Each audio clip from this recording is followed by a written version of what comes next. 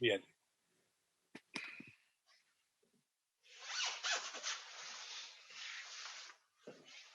Diputadas y diputados, senadores, senadoras, corresponde en esta sesión continuar con el estudio del proyecto de ley que modifica la ley número 19.968 y 20.066 para incorporar una medida cautelar especial en favor de las víctimas de violencia intrafamiliar y facultar al tribunal, en casos calificados, a controlar su cumplimiento por medio de monitoreo telemático.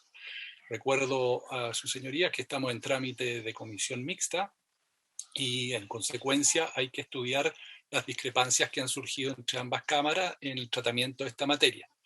Como una fórmula de superar esas discrepancias, el Ejecutivo en la última sesión presentó una serie de propuestas que se pusieron a disposición de sus señorías. Como primera cuestión, hago presente que en la primera sesión, doña Adriana Muñoz reemplazó al senador Pedro Araya, y en esa sesión se eligió a la senadora Adriana Muñoz para presidir la comisión mixta.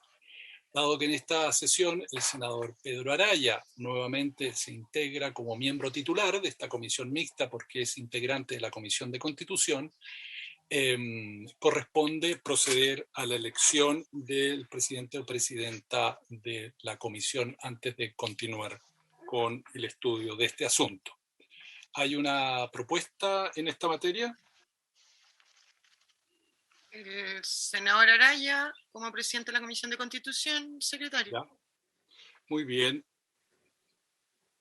¿Hay acuerdo para nombrar entonces al senador Araya como presidente de esta instancia?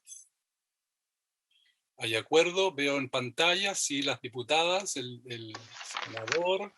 Sí, muy bien. Muy bien, ya hay acuerdo unánime. Entonces, nombrado presidente de la comisión mixta, el senador Pedro Araya. Señor presidente, a la sesión de hoy día han sido especialmente invitados también el señor ministro de Justicia y Derechos Humanos, don Hernán Larraín, que viene acompañado por la jefa de la División Jurídica, señora Mónica Naranjo, y el jefe del Departamento de Asesoría y Estudios, señor Milton Espinosa. También nos acompaña del Ministerio de la Mujer y la Equidad de Género, la señora ministra, doña Mónica Salaquet. Sus señorías, voy a compartir ahora el texto comparado que se ha preparado para el estudio de esta materia y que servirá para el debate de este asunto.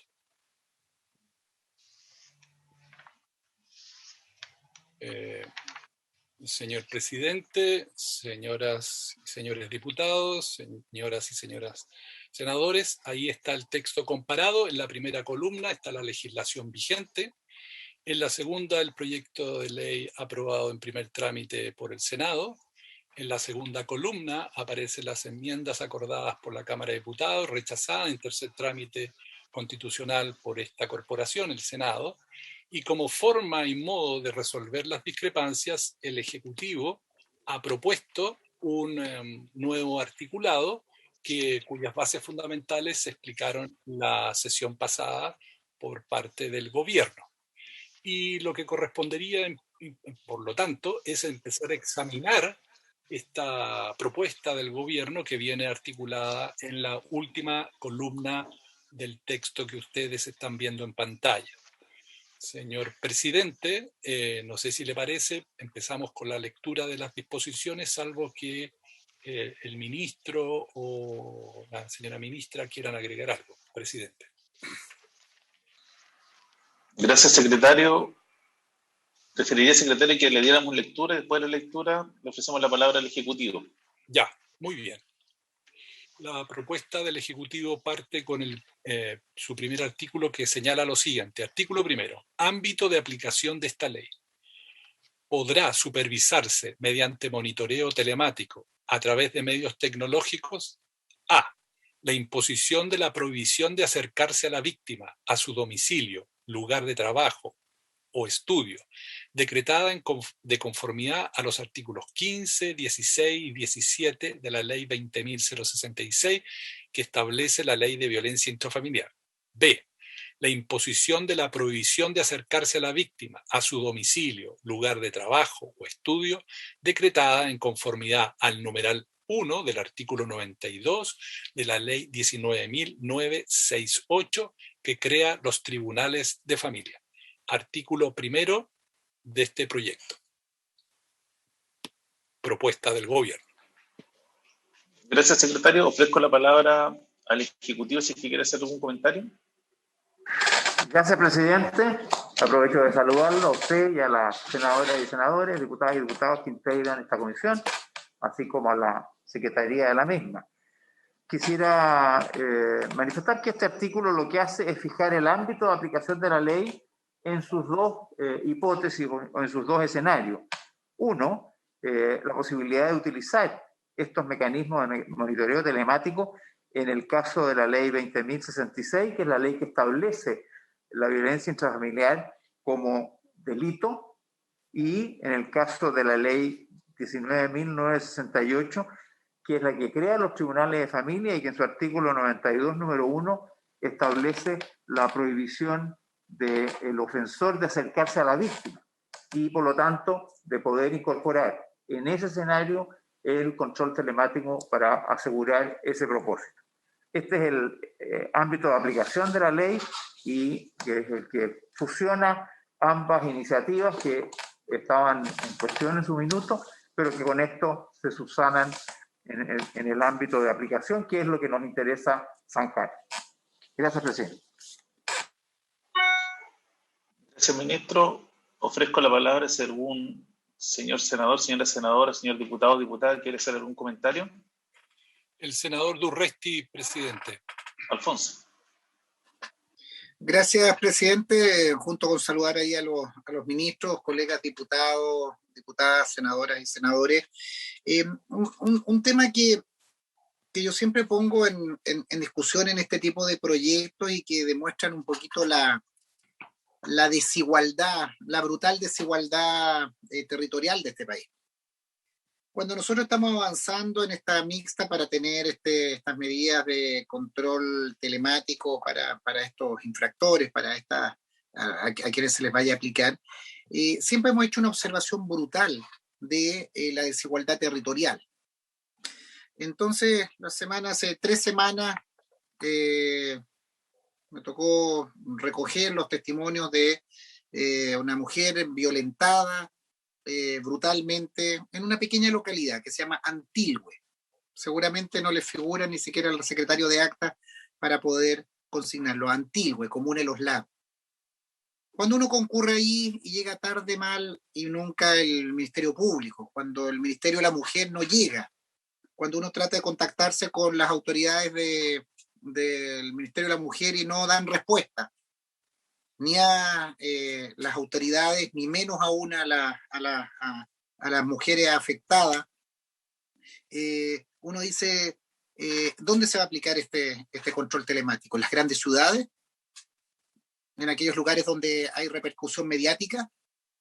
Entonces, quiero que se aclare esa situación. ¿De qué manera se aplica? ¿De qué manera tanto los tribunales como el Ministerio de la Mujer, el Ministerio de Justicia, tienen la capacidad de asegurarle a cualquier mujer, en cualquier lugar, a cualquier víctima, una protección, y no simplemente en los grandes centros poblados, en los lugares donde interesa mediáticamente? Porque si tenemos una preocupación por la mujer, tenemos una preocupación por este tipo de agresiones, tiene que ser aplicable. Entonces, pregunta clara y concreta, ministro presente, al Ejecutivo. ¿Hay capacidad técnica de que en Antilhue, comuna de Los Lagos, región de Los Ríos, o en el Tume, comuna de Panguipulli, región de Los Ríos, o Chiloé, o en el norte, esto se va a aplicar? Porque hasta el momento yo no veo esa disposición. Entonces quiero que me aclaren bien esa situación. Gracias, Alfonso. ¿Hay alguna otra consulta de los señores parlamentarios? Sí, presidente. Senadora Muñoz, después senador Buenchumilla. Presidente, entiendo que este es un debate en particular del proyecto, y comparto plenamente la preocupación del senador Durresti, porque uno también se pregunta si en sus pequeñas localidades de las regiones que uno representa va a tener un impacto esta norma, esta ley. Pero ateniéndome al artículo 1 con las letras A y B, el ámbito de aplicación de esta ley, yo quiero valorar muchísimo el avance que esto contiene, porque quizá el gran debate que tuvimos los autores de esta ley con el gobierno, con el Ejecutivo, y no solamente este Ejecutivo, ejecutivos anteriores, fue justamente poder aplicar este sistema telemático en sede familia. Entonces, este artículo primero, en sus letras A y B, consagra justamente esa que es la idea matriz de la moción que lleva como 8 años en el Parlamento. Entonces, yo estaría por aprobar esta, no voto acá, pero que quiero dar mi total respaldo y valoración a lo que avanzó la ministra Salaquet y el ministro Larraín, porque justamente este es el tema central. Ahora, lo que plantea el senador Durresti, por cierto, es un desafío presupuestario. Y pudimos dar luz verde a este proyecto porque en la Ley de Presupuesto 2021, el año pasado, logramos instalar un pequeño presupuesto, no es muy grande, pero sí yo creo que este año podemos, por cierto, ya teniendo esta ley despachada, podemos plantear, tanto desde la Cámara de Diputados como del Senado, plantear más recursos para la instalación de estos dispositivos telemáticos a lo largo de todo el país. Yo creo que ese es un gran desafío en materia presupuestaria, presidente, para hacer real que esta ley, como presidente, dice el senador Durresti, se pueda implementar en todo el país. Hoy día el presupuesto que se logró es para todo el país, pero vamos a ver de qué manera podemos irlo implementando. Pero este primer artículo me parece que resuelve en profundidad la discrepancia que por años hemos tenido para poder dar luz verde a una ley de esta naturaleza. presidente. Primero el senador Buenchumí y después de nuevo el senador Durresti. Pero parece que Alfonso quiere hacer una precisión respecto a lo que dijo Adriana, presidente, así que no tengo problema aquí. Alfonso. Gracias. Y presidente, yo también estaba pidiendo la palabra. Gracias, Francisco. Estimada Adriana, compartiendo y valorando el impulso que usted ha hecho a esta iniciativa, los derechos de las mujeres o se protegen en todo Chile o no a la carta. No se pueden proteger en un lugar más. Y una mujer de Chiloé tiene el mismo derecho que la mujer que es agredida en Santiago, en Illapel o en Valparaíso. Entonces, a mí no me gustan estos proyectos boutique, que en definitiva son para un tema y de ahí vamos en la medida de lo posible, ¿no? Pues los derechos de las mujeres son en todas partes. Son en todas partes y se tienen que proteger igual, porque ¿cómo le explico yo a una mujer que dice, sabe, senador, yo vi que en el Senado discutieron este proyecto, pero le tengo que decir, sabe que a usted no le aplica? Sabe que no, espérese un poco porque en la ley de presupuesto, en 2 años más, vamos a tener el presupuesto para este tipo de situaciones. No, creo que no es correcto.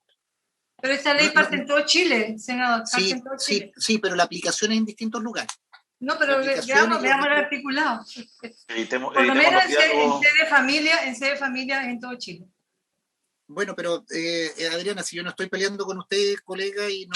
Pero respetemos las palabras. Esto es una pregunta al Ejecutivo. Yo he partido valorando lo que se ha hecho, pero no me gusta la desigualdad manifiesta ni situaciones que uno tiene que dar la explicación de que en tal lugar, yo he puesto un caso concreto que me tocó vivir hace un par de semanas, y ahí no llega el tribunal de familia, ahí no llega ni siquiera la actual institucionalidad. Entonces ahí es donde es mi pregunta. ¿Qué presupuesto tenemos? ¿Cuál es la implementación territorial?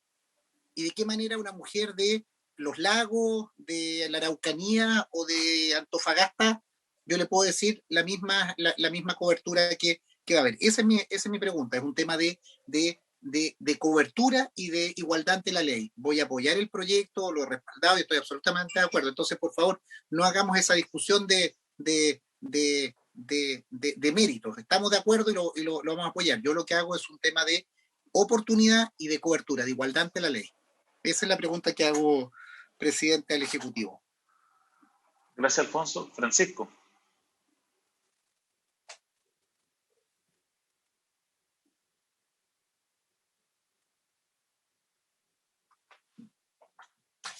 Pancho está sin micrófono.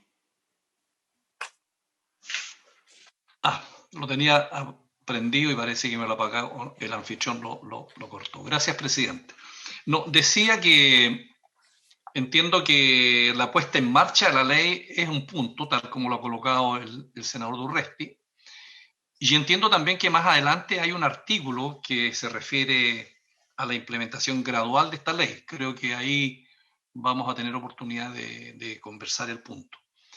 Yo solamente quería hacer presente una situación jurídica para la historia de la ley y para que pudiera el Ejecutivo hacer un comentario al respecto. El punto mío, presidente, es el siguiente.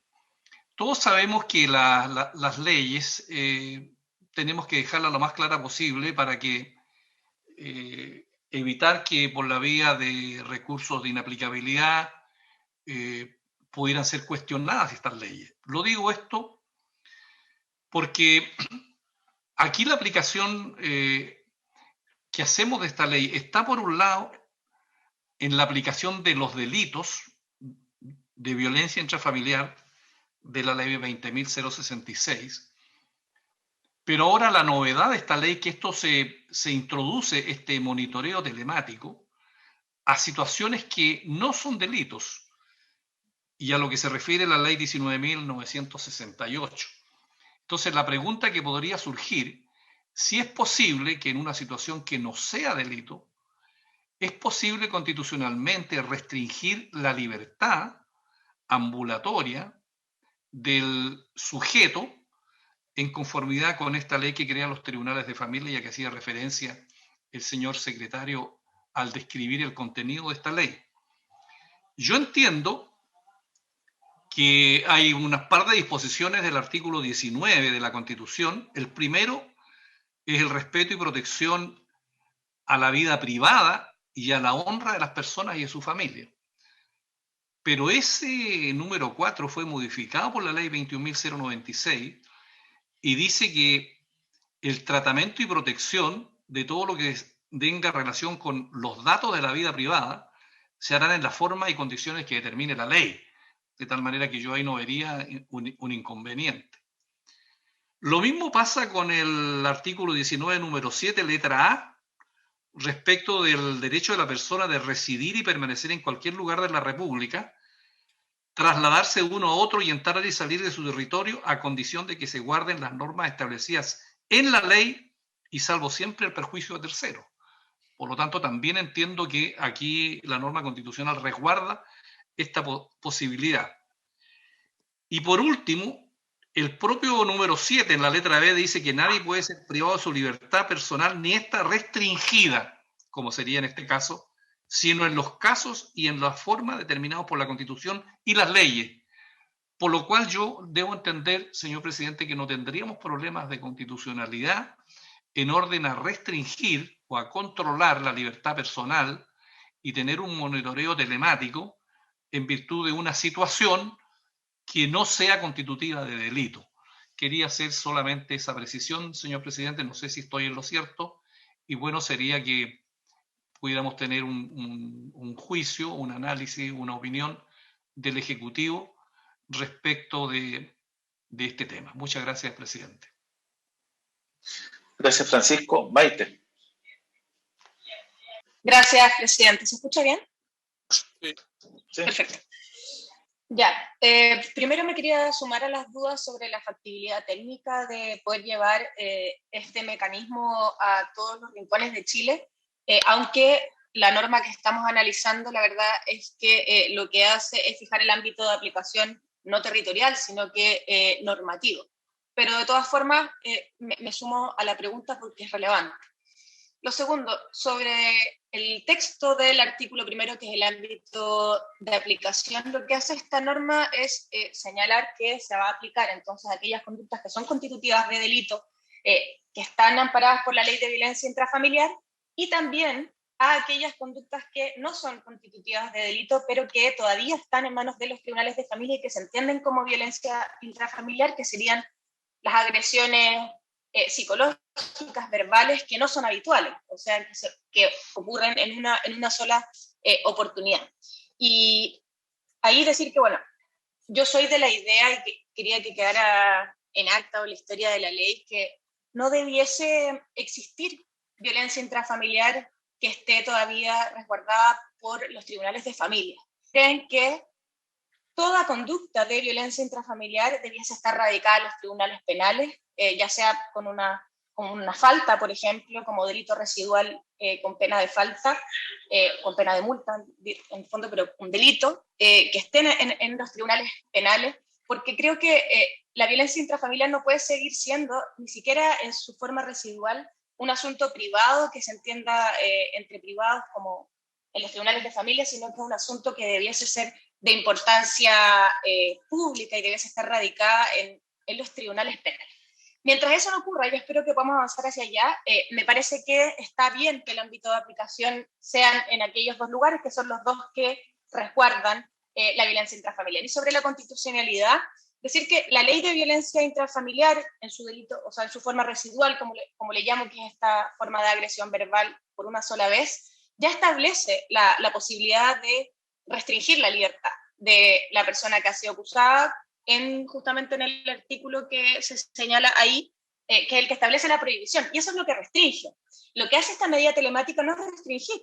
En el fondo, lo que es otro derecho fundamental, en mi opinión, el que se lesiona, que es el que tiene que ver con la intimidad y la honra y los datos personales, si se quiere decir, pero el otro ya está restringido.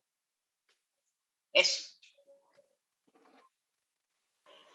Gracias, diputado Orsini. Ofrezco la palabra al Ministerio de Justicia. Gracias, presidente. Creo que esta discusión que hemos presenciado de senadores, diputadas y senadoras, creo nos abre respecto del foco central de esta iniciativa que hemos consensuado con la senadora Adriana Muñoz, fusionando dos iniciativas que apuntan al mismo objetivo, pero que tenían un foco en el ámbito de los tribunales de familia, la iniciativa de la senadora Muñoz, y en el caso de la del gobierno, en el ámbito de los tribunales penales, referido a los delitos de violencia intrafamiliar. Pero básicamente el elemento común es que se está incorporando respecto a la prohibición de acercamiento que puede dictar un juez de familia o un juez de garantía, la medida cautelar que es controlada por el monitoreo telemático. La prohibición de acercamiento existe hoy día en ambas instancias. Lo que estamos agregando es que ésta se pueda verificar con el control telemático, que es un elemento adicional que tiene, a nuestro juicio, mucha importancia por la efectividad que éste ha mostrado en los casos que hoy día se autoriza, que es para situaciones donde hay condenas, nunca como cautelar en la parte investigativa de los procedimientos, tanto en familia como en el ámbito penal. En ese sentido, lo que se hace es establecerlo en todo el territorio nacional para ambas materias, penal y de familia. La inquietud que plantea el senador Durresti no tiene asidero en el texto que está planteado, ni en el sentido del proyecto. Efectivamente, la letra B, la que dice relación con la aplicación de esta norma en el ámbito de los tribunales de familia, es la que primero se va a aplicar y se va a aplicar en todo el territorio nacional. Ya lo vamos a ver más adelante, que incluso para hacerlo más rápido respecto de la aplicación en el Tribunal de Familia, gracias a los recursos que se consiguieron y a los que se refería la senadora Muñoz en la discusión de la ley de presupuesto, se estableció una partida permanente y que va a permitir tener un piso al menos para poder instalar este control telemático en tribunales de familia a partir de la vigencia de la ley. Y la ley se da 6 meses para poder adquirir los equipos, instalarlos y distribuirlos para que se puedan aplicar en 6 meses de dictada la ley y por lo tanto de inmediato en todo el territorio nacional. Se hace un procedimiento especial porque se hace por excepción la posibilidad de que la adquisición de esos equipos sea por trato directo, de manera de tener lo antes posible esos equipos disponibles en los tribunales de familia en todo el territorio. Y es posible que hayan comunas donde no haya un tribunal de familia, pero todas las comunas están bajo la jurisdicción de algún juez de letra en la familia o de familia, según las circunstancias, según el territorio, según el ámbito. Pero siempre hay un espacio para que en cualquier comuna del territorio nacional haya un juez competente que va a poder aplicar esta medida cautelar independientemente del lugar donde se encuentre. Enseguida, la otra inquietud de fondo tiene que ver con la aplicación de esta ley a los casos de violencia intrafamiliar dentro de los tribunales de familia. Está claro que en el ámbito de los delitos es más fácil apreciar que esto es posible y que no constituye una restricción indebida a la libertad de movimiento de las personas, dada la naturaleza del delito. La peligrosidad de esas conductas justifica con claridad la posibilidad de restringir la circulación de una persona, y eso es lo que normalmente hacen los procesos penales. Y tiene razón el senador Buenchumilla al preguntarse, bueno, y esto es lo mismo porque estamos extendiéndolo al ámbito de familia. Este ha sido el gran debate y es donde hemos nosotros recibido inquietudes de distinta naturaleza respecto de la justificación para poder imponer este elemento, esta medida cautelar, que es ciertamente restrictiva de la libertad de movimiento, de la libertad de circulación de las personas, pero que a nuestro juicio, como ya lo decía leyendo algunas disposiciones de la Constitución el senador Buenchumilla, es posible restringir esa libertad de movimiento. Lo que se exige, y esta es la doctrina constitucional, tanto en el ámbito de los tribunales, particularmente el Tribunal Constitucional, y la propia doctrina que emana de los antecedentes de los juristas, y también la opinión que hemos consultado de distintos jueces de familia y del ámbito penal, que la posibilidad de establecerlo en el ámbito de familia dice directa relación con el nivel de proporcionalidad que hay entre el riesgo, la amenaza del agresor a la víctima, ¿no? Y si hay un riesgo alto, la posibilidad de poner este control telemático se justifica plenamente. Por eso, que lo veremos, hay una pauta de riesgo que tiene el Tribunal de Familia para ver cuándo esta prohibición de acercamiento justifica plenamente la imposición de esta medida, de este control telemático.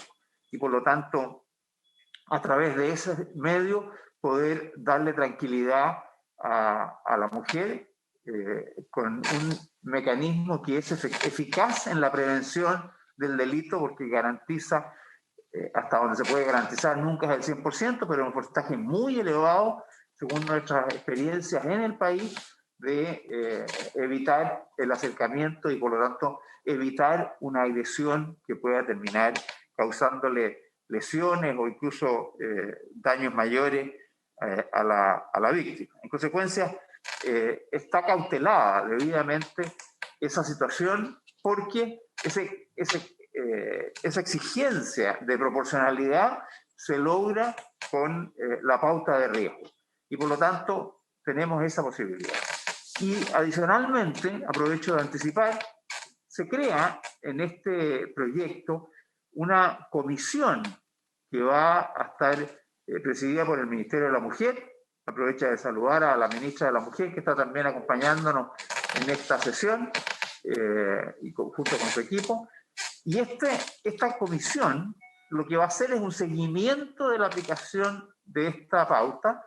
Va a tener la posibilidad de mejorarla y corregirla, aparte de estar evaluando cómo va funcionando esta ley. Yo creo que esto es muy importante. La experiencia que hemos tenido con la Comisión Coordinadora de la Justicia Penal nos ha permitido estar permanentemente evaluando y coordinando a los distintos protagonistas de la justicia penal para mejorar su rendimiento, su efectividad.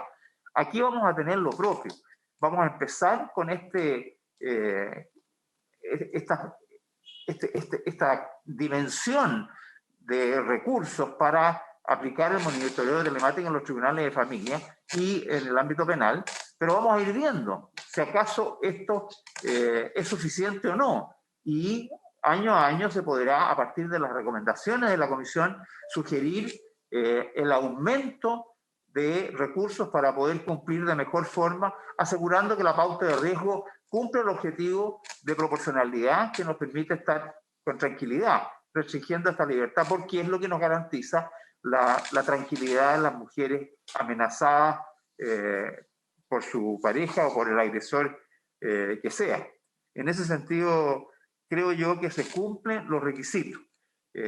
Y lo planteo, y perdón que haga una exposición más amplia, porque si bien algo de esto señalamos en la sesión anterior, esto permite aclarar varias de las disposiciones que vienen y para que se entiendan en su lógica y las cautelas que hemos tenido para poder asegurar el máximo rigor.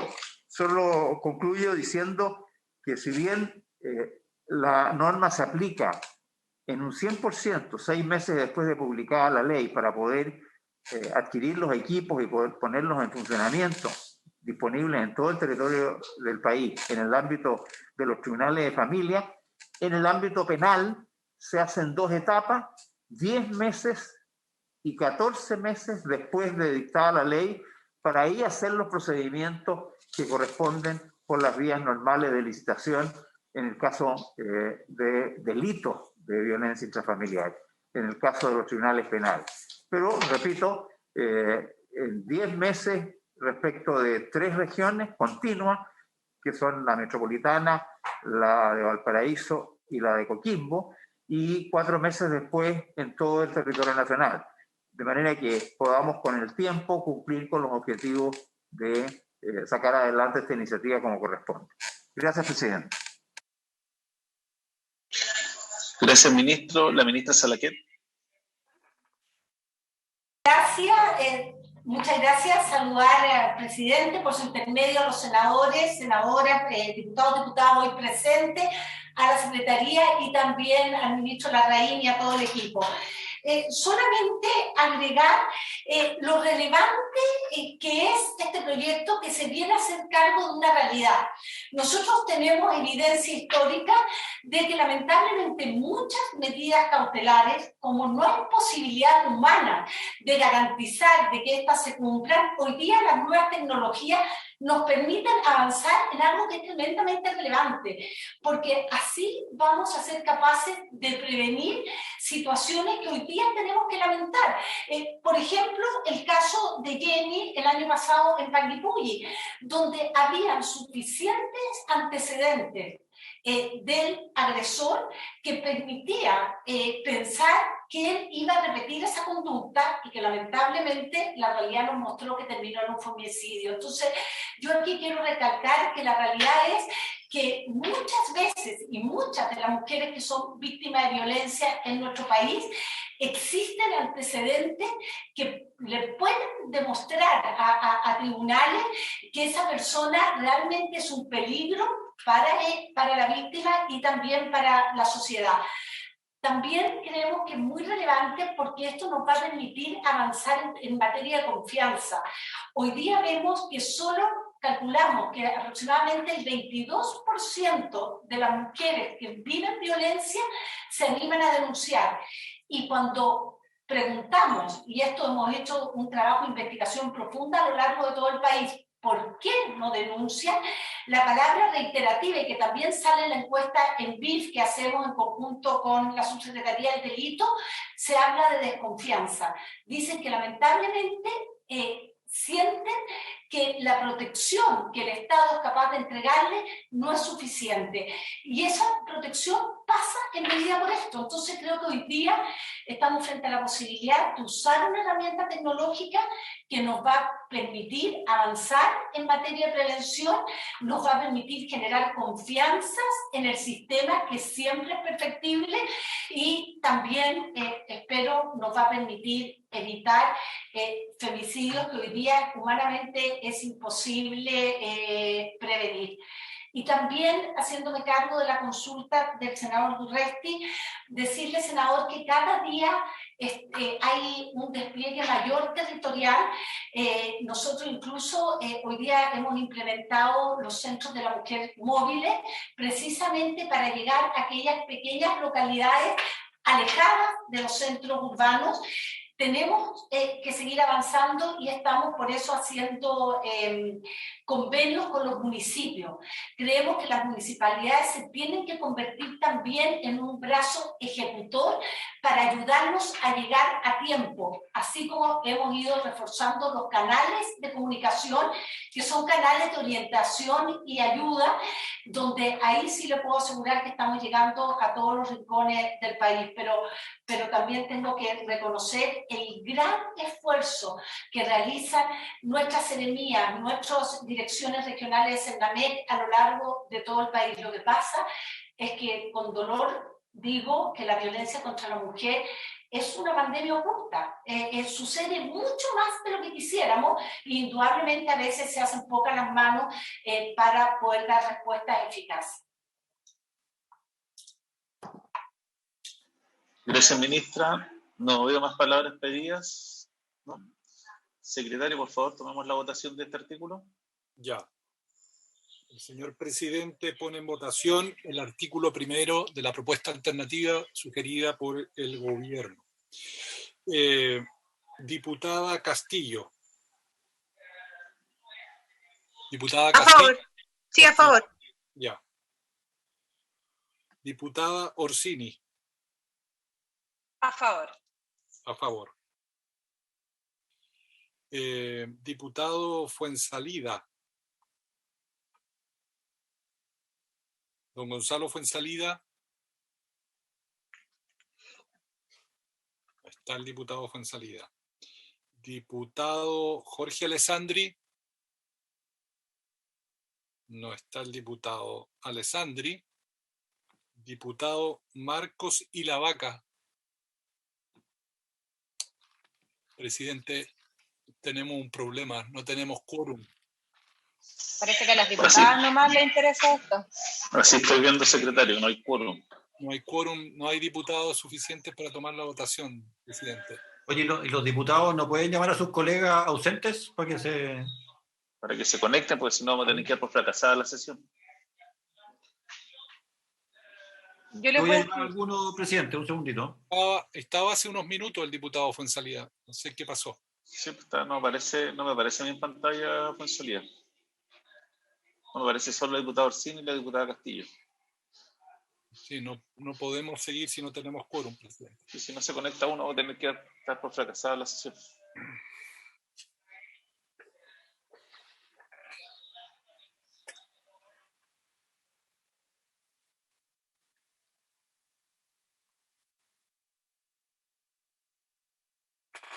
Presidente, la Secretaría también va a empezar a llamar a los diputados. Gracias, secretario.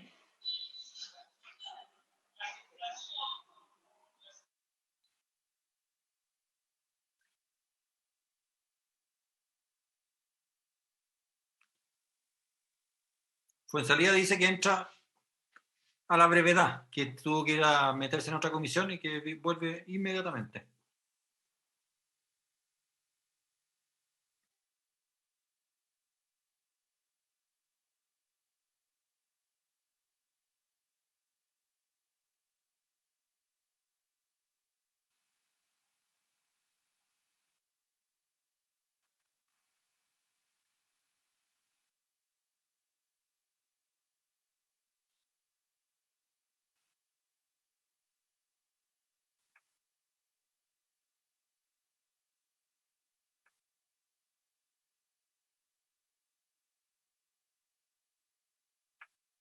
Aquí está llegando el diputado presidente. Diputado Fuensalida.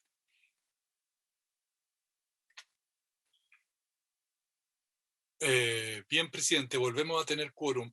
Está el diputado Fuensalida. Sigamos con la votación, secretario. Por último, que el diputado Fuensalida vote al final. Ya, muy bien. Senadora Vesperger. A favor. Senador Durresti. Don Alfonso.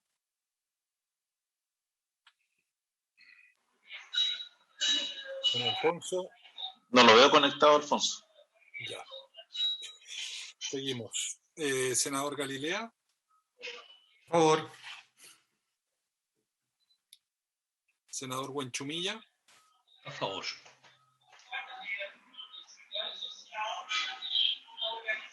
Diputado Fuenzalida. Disculpe, presidente, estoy a dos bandas en la Comisión de Constitución también, por eso que no he podido, me tuve que salir, pero volveré pronto, pero voto a favor. Vota a favor el diputado Fuenzalida. Senador Araya. A favor.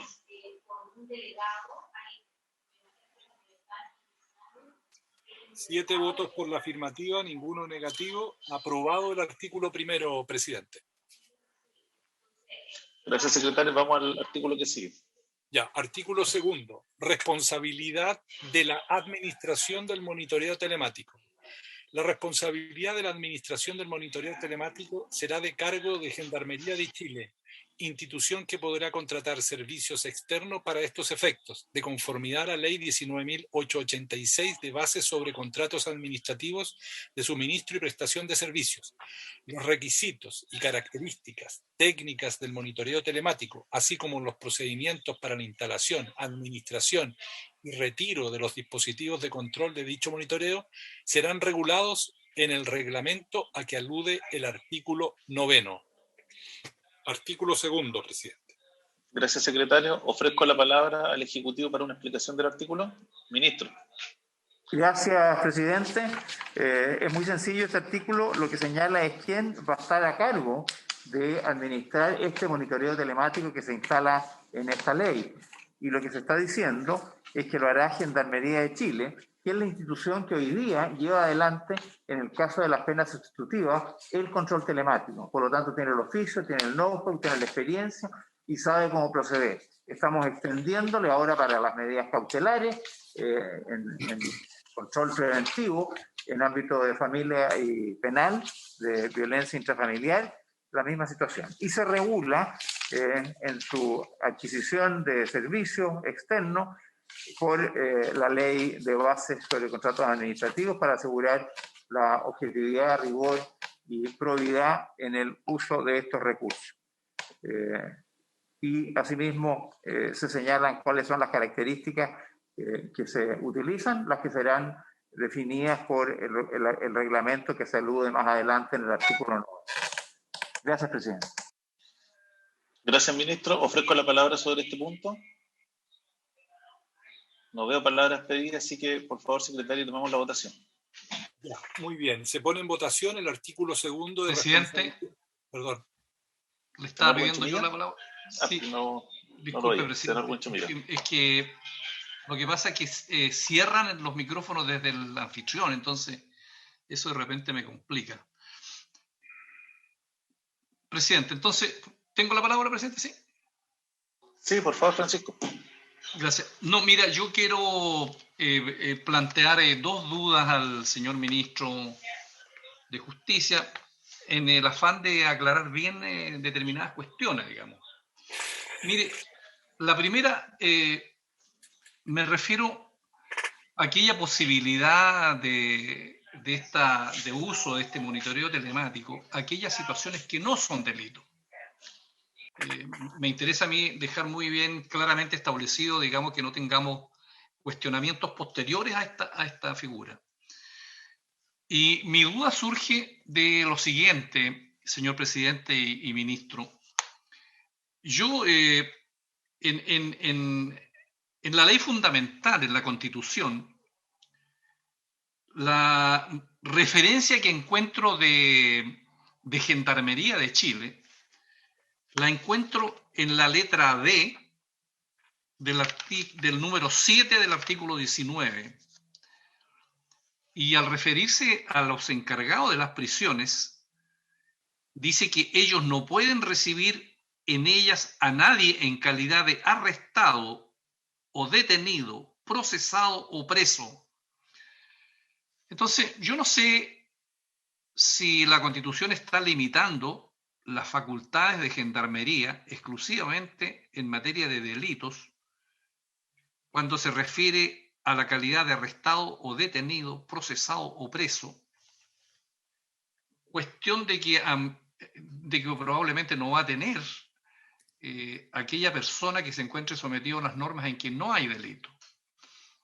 Entonces, mi duda es si la Constitución no restringe la participación de gendarmería exclusivamente a aquellas situaciones en que hay delito y no a aquellas otras situaciones en que no hay delito. Es verdad que la norma dice que no puede recibir en ella, pero hoy día todos sabemos que la recepción puede ser no solo física, sino que también puede ser vía electrónica, vía telemática, como lo estamos haciendo, por ejemplo, nosotros hoy día aquí en esta sesión. Entonces, al darle una facultad a gendarmería, a lo mejor me surge a mí la duda si al no tener esta calidad pudiéramos tener algún problema respecto de ese punto. Eso es lo primero. Y lo segundo, respecto del reglamento, quisiera también una aclaración en el sentido de que pudiera ser que la instalación del monitoreo telemático diera lugar a una negativa por parte del sujeto cuya resolución del juez tenga que cumplirse por la negativa del sujeto a esta medida cautelar. Entonces no sé si por la vía reglamentaria nosotros podemos decir cómo va a ser el uso de la fuerza, supongo yo, si es que alguien se negara a que se le instalara físicamente este monitoreo telemático. Me refiero al dispositivo electrónico que se le va a colocar. Entonces no sé si un reglamento pudiera dictar normas de uso de la fuerza, que lo haría en este caso a Gendarmería. Y no sé si Gendarmería tiene también facultades para, de acuerdo con la ley, aplicar la fuerza en el caso de que hubiera una negativa por parte del sujeto que está siendo objeto de la disposición del tribunal. Esas dudas, presidente. Gracias. Gracias, Francisco. Ofrezco la palabra al ministro de Justicia.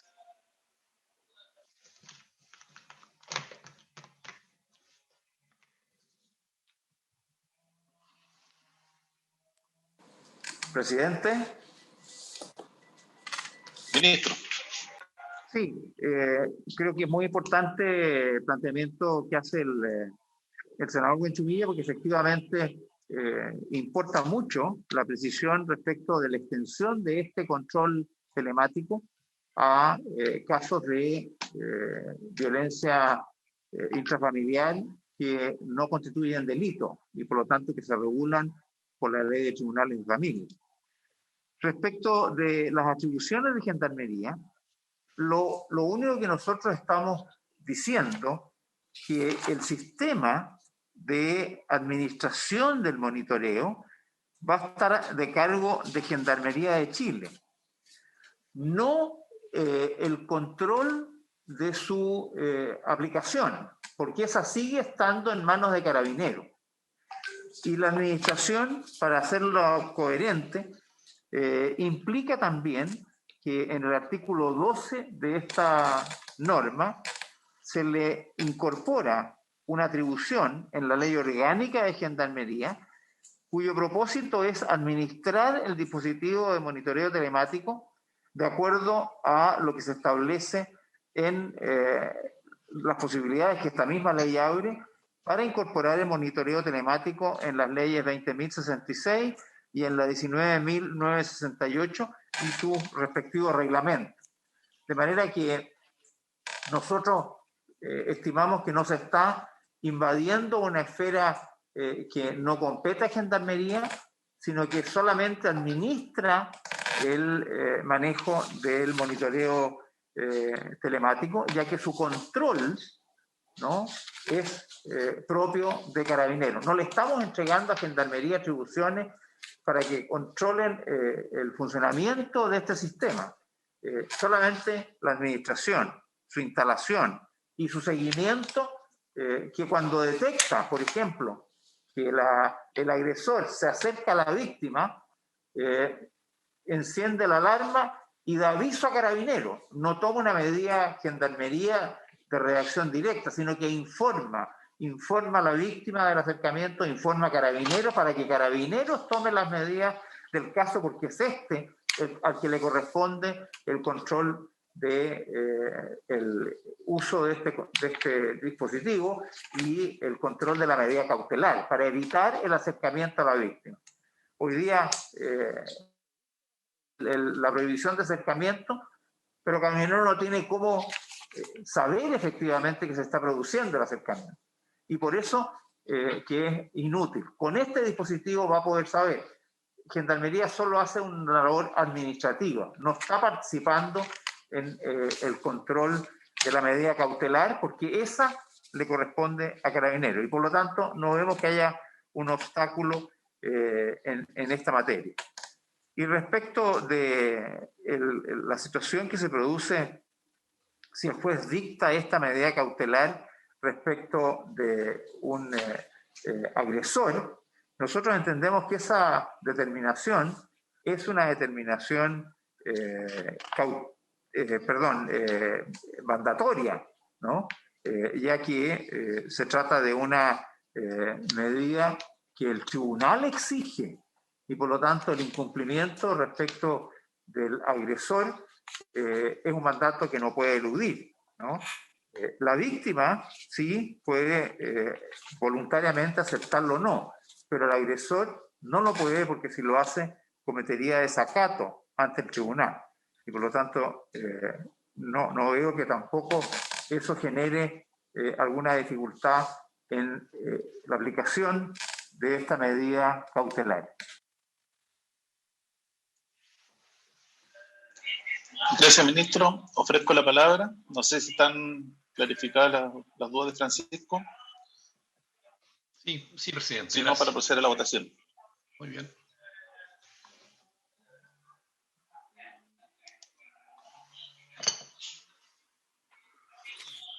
Presidente, ¿tomamos la votación? Tome la votación, por favor, secretario. Ya, muy bien. Se pone en votación entonces el artículo 2. Diputada Castillo. A favor. Diputada Orsini. A favor. Diputado Fuenzalía. A favor. A favor. Bien. Senadora Bensberger. A favor.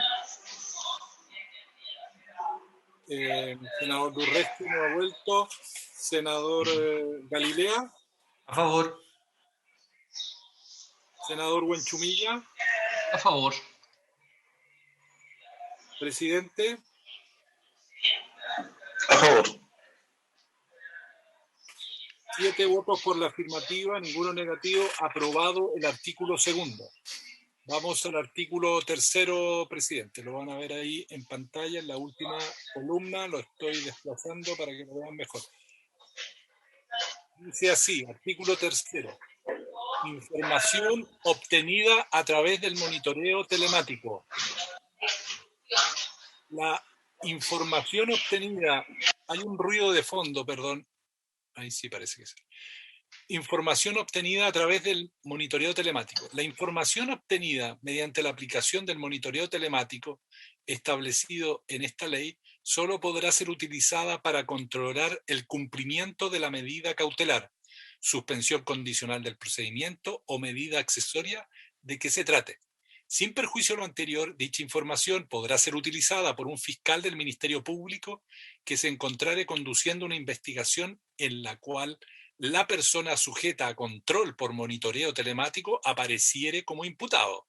Para ello, el fiscal deberá solicitar previamente autorización al juez de garantía en conformidad con lo previsto en el artículo 9 y 263 del Código Procesal Penal. Transcurridos 2 años desde que se hubiere quedado firme la resolución que pone término a la utilización del dispositivo del monitoreo telemático, Gendarmería de Chile deberá eliminar la información proporcionada por ese dispositivo en la forma que determine el reglamento al que se refiere el artículo 9. El que conociendo en razón de su cargo, la información a que alude el inciso primero, la revelare indebidamente, será sancionado con la pena prevista en el inciso primero del artículo 246 del Código Penal.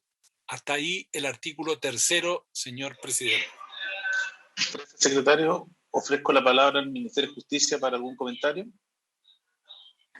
Gracias, presidente. Aquí se trata de cautelar el uso de la información que se obtiene a través de este monitoreo telemático. El propósito del monitoreo es evitar el acercamiento del agresor a la víctima, pero no utilizar la información que pueda obtener tanto del agresor como de la víctima por saber sus movimientos y su desplazamiento. Eso es lo que se quiere evitar y se prohíbe. ¿Qué excepción se hace? Que si el Ministerio Público está conduciendo una investigación en donde la persona que está sujeta a este control telemático aparece como imputado, pueda en ese caso utilizar la información. Pero existe una cautela para que esto no se utilice indebidamente. En ese caso, el fiscal tiene que pedir la autorización del juez de garantía para poder utilizar una información que proviene del control telemático en la otra investigación penal que está siguiendo, en donde esta persona aparece como imputado. Esa es una excepción, pero que tiene su cautela.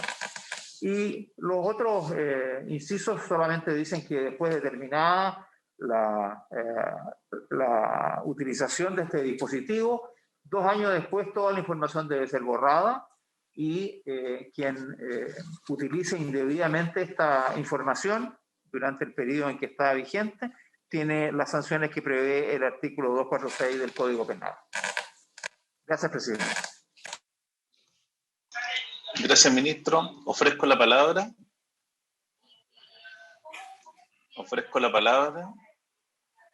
No veo palabras pedidas. Por favor, secretario, tomemos la votación. Bien, se pone en votación el artículo tercero, los términos ya leídos. Diputada señora Castillo. A favor. Diputada Orsini. Yo me voy a abstener, presidente, porque tengo dudas, salvo que me permitiera hacer las preguntas, fue un poco rápido. Diputada, consulte para aclarar sus dudas. Ya, gracias. Tengo una pregunta al Ejecutivo. Nos interesa recopilar la ubicación del sujeto y lo pregunto porque creo que lo único que nos debiese interesar es que se cumpla con la medida cautelar, ¿no? Entonces, ¿por qué se está recopilando la información de la ubicación del sujeto cuando no está incumpliendo la medida cautelar de alejamiento? Yo creo que a nadie le interesa dónde está el sujeto. Lo único que nos interesa es que no esté dentro del radio que tiene prohibido acercarse, o si estuvo en un lugar que no está prohibido, pero no nos interesa si está en La Serena o está en Magallanes, siempre que no esté en el radio que está prohibido. Entonces, no entiendo por qué se está recopilando esa información. Y eso es lo que me genera duda. Si me puede contestar, podría dar un voto más informado. Gracias, diputada. Ministro, ¿le puede contestar, por favor, a la diputada? Sí, lo que ocurre es que el sistema está funcionando en forma constante y hay un seguimiento constante del agresor a quien se le ha puesto esta tobillera y por lo tanto el sistema va registrando esa información y la mantiene. Ahora, no es una información que esté disponible, es una información que estará, no sé, en la nube, estará accesible en alguna parte. Y de lo que estamos cautelando es que esa información no se utilice y por eso que se sanciona penalmente a quien la utiliza en forma indebida. Y pasado 2 años de determinado el uso de estos dispositivos, se tiene que borrar toda la información.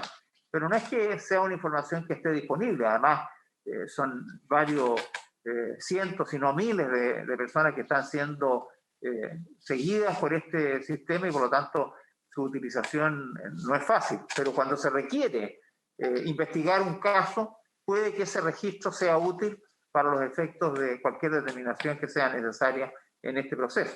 Pero no hay una voluntad de registro para informarse o para usar esa información, ya que esta está prohibida. Es simplemente parte del registro permanente que supone esta disposición legal. Gracias, ministro. ¿Están aclaradas las dudas, diputadas? Sí. Entonces, secretario, por favor, continuamos con la votación. Diputada Orsini. Sí, voy a tomarme un minuto para justificar mi votación. Yo me voy a abstener de esta votación porque creo que la lesión a la privacidad es muy distinta si la información que se recopila es donde yo no estuve que donde yo estuve. Creo que eso se podría haber protegido de otra manera, por ejemplo, borrando la información cada 24 horas o 48 horas, el tiempo que se determine pertinente, pero no comparto que durante 2 años se pueda lesionar la privacidad de una persona de esa manera, así que me voy a abstener. Se abstiene. Bien. Diputado Sánchez-Pradilla. A favor. A favor. Senadora Sperger. A favor. Senador Galilea. A favor.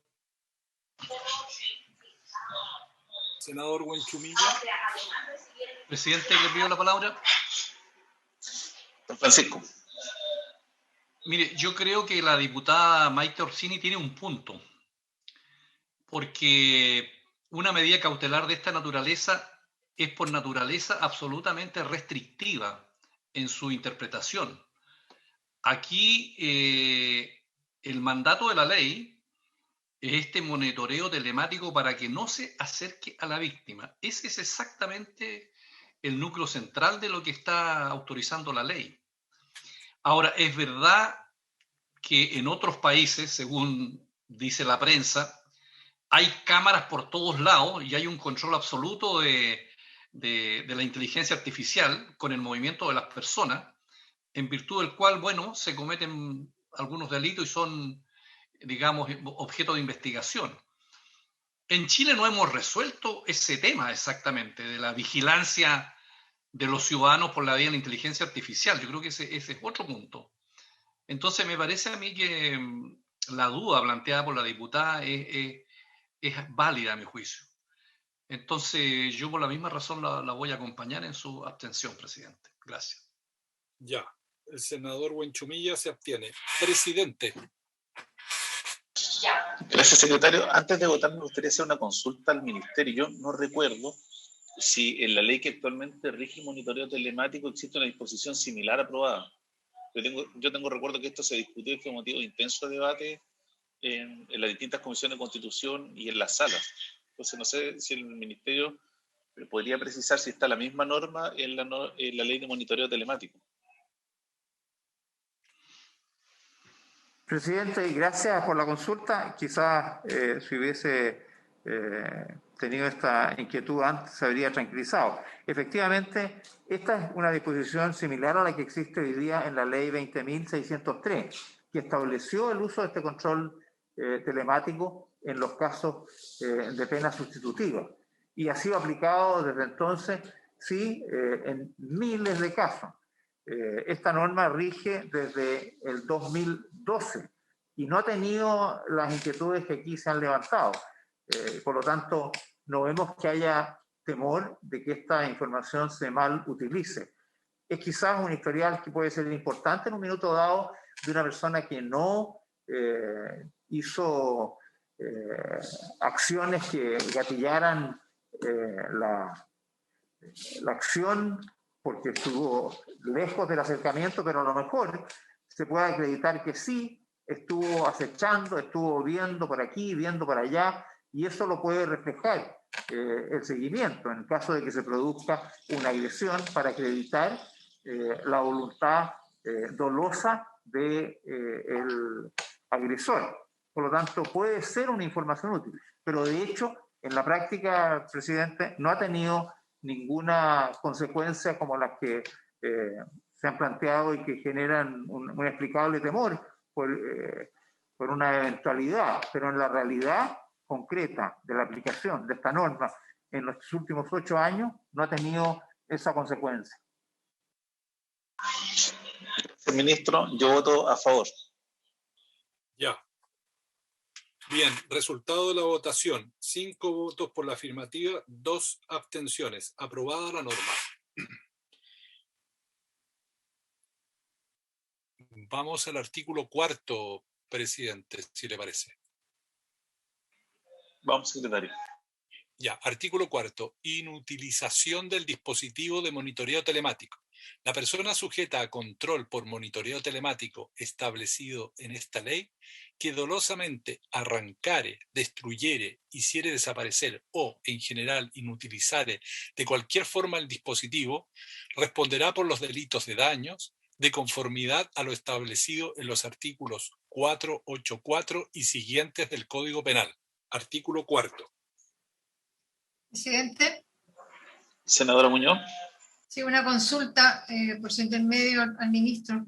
Este delito que se provoca al destruir el telemático, digamos, el instrumento, ¿tiene consecuencias procesales de vulneración de las cautelares? Ministro, ofrezco la palabra. Gracias, presidente. La inutilización del dispositivo es siempre un riesgo que hay que cautelar, pero es importante señalar que, de nuevo, en la aplicación práctica de esta norma desde el 2012, la ocurrencia es bastante infrecuente, ¿no? Son muy pocos los casos en que esto ocurre. Y es importante señalar que técnicamente cada vez que eso ocurre, de inmediato se encienden las alarmas en el control central de Gendarmería y se avisa de inmediato a Carabineros para que tome el resguardo necesario. Por lo tanto, está cautelado el efecto que tiene desde el punto de vista de la situación que se le puede producir a la víctima si el agresor rompe su equipo, rompe su tobillera electrónica. Ahora, lo que esto establece efectivamente es un delito de daño, de acuerdo a lo que establece el Código Penal en la materia, para que quien hace destrucción de este dispositivo tenga consecuencias penales.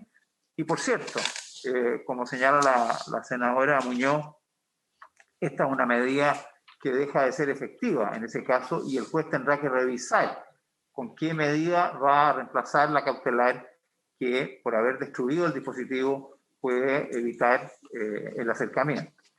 En ese sentido, hay una revisión que va a quedar en manos del juez para resolver cómo continúa en esta materia.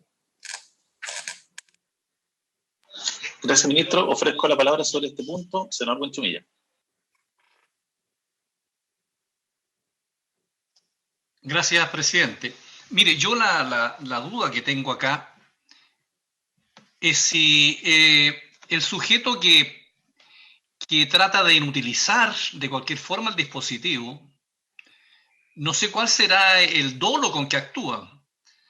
Porque una cosa es producir un daño material e inutilizar el dispositivo, y otra cosa es que, que esa acción sea solamente un medio para contravenir lo ordenado por el juez, que tenga como propósito quebrantar lo ordenado por el tribunal. Y por lo tanto, los daños producidos no son el delito de daño en sí mismo, sino que solamente el medio para quebrantar la medida cautelar y el monitoreo telemático.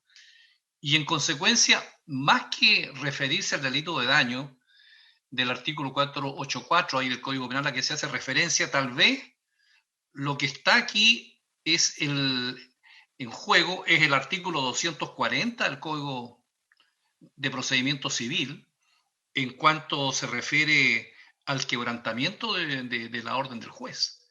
No sé qué le parece al ministro esta opinión, digamos. Gracias, Francisco. Ministro. Sí, tiene razón el senador Buenchumilla de que puede que se configure el delito de daño. No hay que olvidar que aquí lo que establece para poder aplicarlo es que dolosamente arrancar, destruir, hiciera desaparecer o en general inutilizar de cualquier forma el dispositivo.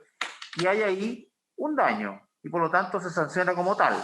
Pero no lo dice, pero obviamente se subentiende que aquí lo que hay es un incumplimiento de una norma dada por un tribunal y por lo tanto en este caso se configura el delito de desacato, que si bien no está expresamente dicho aquí, se subentiende, es absolutamente evidente.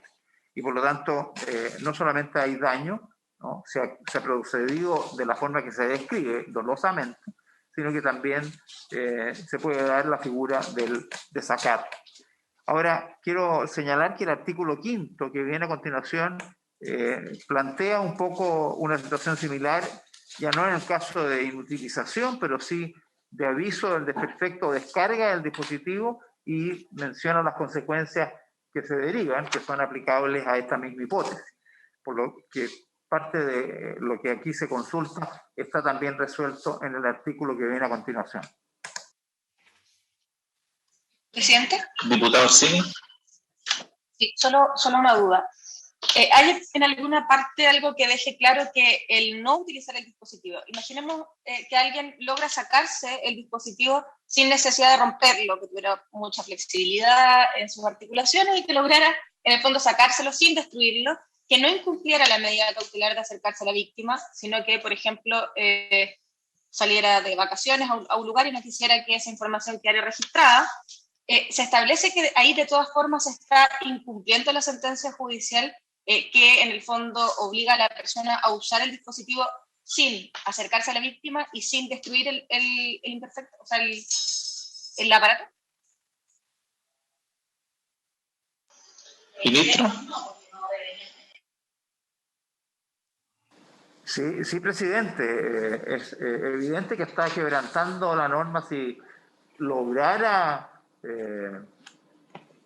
buscar por algún medio el sacarse el dispositivo sin destruirlo, lo que hasta donde yo puedo conocer los dispositivos, ¿no? Están construidos de una manera que cualquier forma que signifique la inutilización del dispositivo o que tenga algún desperfecto por el cual deje de funcionar o no se cargue, porque este es un dispositivo que supone que todos los días las personas que tienen puesto este dispositivo tienen que cargarlo, ¿no? Y si no lo carga y por lo tanto deja de estar activo, de inmediato también se da la señal a Gendarmería para que ésta pueda informar a Carabineros y poder proceder al control, ¿no? Y quiero volver sobre el tema que inquietaba al senador Buenchumilla, que también veo preocupa a la diputada Orsini. No hay que olvidarse lo que dice el artículo 240, en su inciso segundo, que dice: el que quebrante el ordenado cumplir será sancionado con reclusión menor en su grado medio a máximo. Este es el desacato, ¿no? En su inciso primero dice: cumplir una resolución, el tribunal tendrá facultad para decretar las medidas tendientes a dejar sin efecto todo lo que se haga en contravención a los imputados. Todo lo que el tribunal determine debe ser cumplido. Y si de alguna forma, directa o indirecta, se quebranta, entonces está cometiendo desacato y esa conducta, ¿no?, tiene una sanción. No hay que olvidarse finalmente que aquí de lo que se trata es que aquí el tribunal, por la medida cautelar de la tobillera electrónica, está instalando un mecanismo de control de una situación determinada que se está investigando. Estamos hablando aquí no de una persona condenada, sino que está en investigación en los tribunales de familia o en los tribunales penales. Está sujeto a investigación y se le determina esta medida cautelar, que es gravosa, ¿no?, para asegurar que no se acerque a la víctima. Si rompe esa situación, está incumpliendo, aunque no la destruya, sino que de alguna manera se las ingenie para sacárselo. Vaya a saber uno cómo podría ser eso, pero si ocurriese, está incumpliendo una determinación. Y por lo tanto es una medida de desacato que por sí solo tiene ya sanciones. Presidente. Senador Buenchumilla. Presidente, no, yo quiero consultarle al ministro por su intermedio, presidente. Si no, no sé, yo encuentro, señor ministro, por su intermedio, presidente, que, bueno, al hablar del delito de daño y después referirse al delito del 240, nos estamos como enrevesando aquí la redacción, porque en el fondo estamos hablando de un concurso de delitos acá, ¿no? El delito de daño y el delito de desacato. en circunstancias que a mí me parecería que quedaría mucho más limpio el artículo si se refiriera específicamente al 240 del Código de Procedimiento Civil, digamos, como un desacato a la orden del tribunal. Y además tendría todas las facultades para restablecer el imperio del derecho en esa materia, digamos. Quedaría mucho más limpio el 240 que referirse al delito de daño. Presidente. Diputada Castillo. En el mismo sentido, porque creo que la hipótesis que plantea el artículo 4 mezcla situaciones que no necesariamente son iguales, porque ya, si bien le establece un criterio uniforme que es el que exista dolo, las acciones que describe son muy distintas. Arrancarse el dispositivo, para efectos, por ejemplo, lo que señalaba la diputada Orsini, que yo sé que es muy complejo hacerlo, pero no imposible, no es lo mismo que destruirlo. Y donde, en el fondo, donde estamos radicando el dolo, es finalmente en la acción que a la vez difiere mucho una de la otra. Arrancar, destruir, hirir, desaparecer, todas esas cosas son absolutamente distintas. Y en ese sentido estoy de acuerdo con el senador Buenchumilla que tal vez lo residual debiera ser el delito de desacato, sin perjuicio que además constituirá daño en el caso evidente, por ejemplo, si lo destruye, evidentemente ahí hay un delito de daño, pero en quitarse el dispositivo, no entiendo por qué debiera eso calificarse jurídicamente como un daño, siendo que sí, me parece muy razonable que sea en el orden del desacato, no así en el daño. Entonces creo que quedaría más coherente si la figura residual fuese el desacato y además que esto pudiera, mediante un concurso, concurrir en un delito de daño en el caso que el dispositivo sea destruido. Eso, le propongo a la comisión porque mi impresión es que el verbo que causa ruido, genera problemas, el que dice arrancar. Porque ahí, claro, se produce la situación que señala Francisco, que podría ser lo del 240. Si el texto quedara el que dolosamente destruyera, hiciera desaparecer o en general inutilizar el dispositivo, eso se entiende perfectamente que es daño. Y está en concurso con la otra figura, con eventualmente otra figura. Pero creo que el verbo arrancar es el que genera ruido. Podría votar el artículo sin ese verbo. Claro, porque si se lo arranca y lo destruye para arrancárselo, igual lo destruyó. Presidente. Ministro. Sí, yo quisiera señalar que en la elaboración de este texto nosotros hemos tenido a la vista precisamente la ley 20.603, la que estableció este sistema en su momento, el 2012.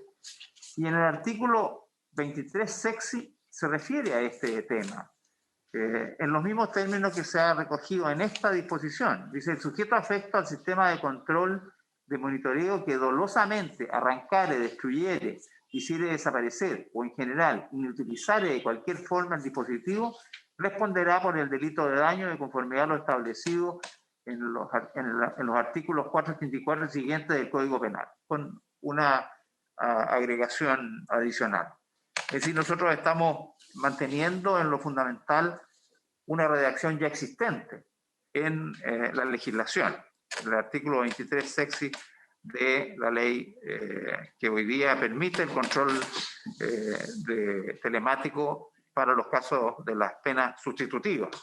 De manera que nos parece que eso está debidamente establecido, ¿no? Podemos cambiarlo, pero no sé qué fin tiene corregir una ley que ha funcionado, que no ha despertado problemas en su interpretación jurisprudencial respecto del texto que tiene.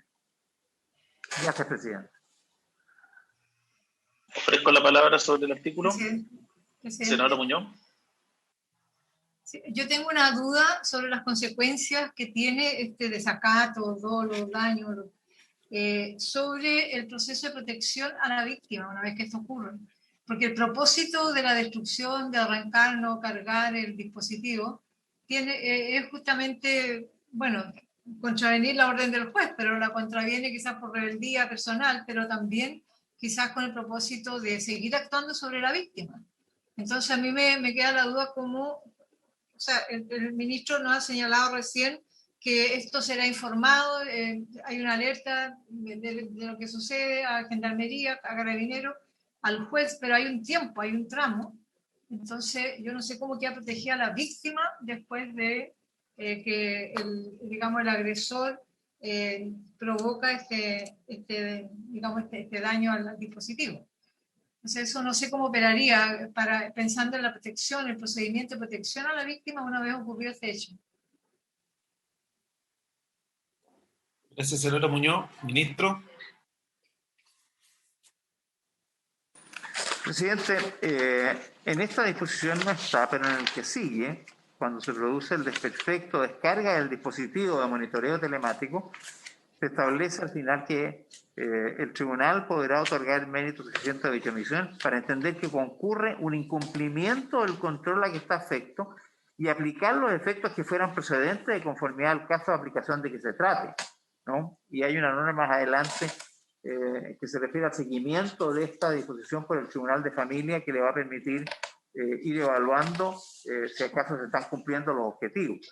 De manera que nosotros entendemos que en el caso de que se produzca el escenario de la inutilización o desperfecto o descarga del dispositivo, junto con tomar las medidas de precaución, que es lo más inmediato, lo más urgente, de avisar a la víctima de que esto está ocurriendo para precaver cualquier situación que le pudiera afectar en términos de daño, en términos de agresión. El tribunal también va a tener la información, ¿no?, para los efectos de ver cómo continúa en la prevención del acercamiento a la víctima, porque si lo ha querido burlar rompiendo, destruyendo o no cargando el dispositivo, bueno, es una señal que puede ser a lo mejor casual, a lo mejor negligencia, pero puede ser dolosa y por lo tanto ser una amenaza para la víctima, y eso podrá obligar al tribunal a tomar otro tipo de medidas. Gracias, ministro. Si están aclaradas las dudas, estamos sin quórum para poder votar. Presidente, debo retirarme yo tengo otro compromiso, lamentablemente. Bueno, dejamos hasta aquí, queda para votación en primer lugar la próxima sesión. Agradecemos la participación de todos y habiéndose cumplido el objeto de la sesión, se levanta.